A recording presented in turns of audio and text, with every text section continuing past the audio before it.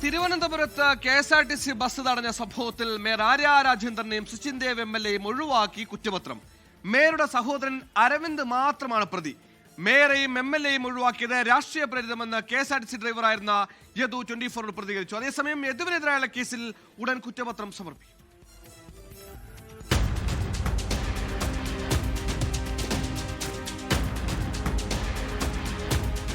കഴിഞ്ഞ April 28-നാണ് mayor Arya രാജേന്ദ്രനും ഭർത്താവും എം.എൽ.എയുമായ Sachin ദേവും KSRTC ബസ്സിലെ ഡ്രൈവറായിരുന്ന യദുവും തമ്മിൽ നടുറോട്ടിൽ വാക്കുതർക്കം.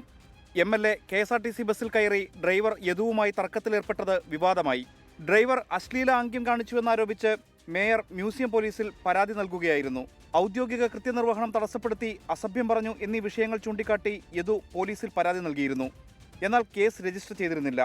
കോടതിയുടെ നിർദ്ദേശപ്രകാരം നടത്തിയ അന്വേഷണത്തിലാണ് പോലീസ് അന്തിമ കുറ്റപത്രം സമർപ്പിക്കാൻ ഒരുങ്ങുന്നത്.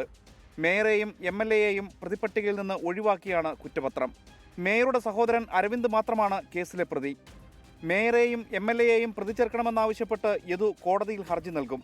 5 പേരിൽ 4 പേരെയും ഒഴിവാക്കി, ഒരാളെ മാത്രം പ്രതി ചേർത്തിരിക്കുന്നു. അതായത് അരവിന്ദ്, സഹോദരൻ അരവിന്ദ് എന്ന് പറയുന്ന ആളെ മാത്രം പ്രതി ചേർത്ത് വെറുതെ ഒരു പെറ്റി കേസ് മാത്രമാണ് കോടതി പറഞ്ഞാണ് കേസെടുത്തത്. ഈ 5 പ്രതികളെയും പ്രതികളാക്കണമെന്നും പറഞ്ഞ് ഇപ്പൊ പോലീസുകാരെടുത്ത് കോടതി റിപ്പോർട്ട് ചോദിക്കും. അപ്പം അതും കോടതി പറഞ്ഞല്ലേ ചെയ്യുന്നത്. ഇവര് മര്യാദയ്ക്ക് അന്വേഷിച്ചിരുന്നെങ്കിൽ കുഴപ്പമില്ലായിരുന്നു.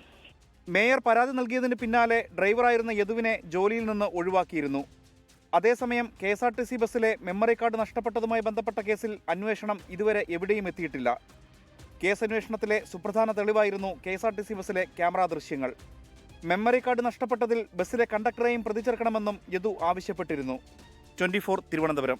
ലോകത്തെവിടെയായാലും ഏത് സമയത്തും 24 വാർത്തകളും ഓഗ്മെന്റഡ് റിയാലിറ്റി പാക്കേജുകളും എക്സ്പ്ലെയിനറുകളും വിശദമായി കാണാൻ ഞങ്ങളുടെ യൂട്യൂബ് ചാനൽ നിങ്ങൾക്ക് സബ്സ്ക്രൈബ് ചെയ്യാം.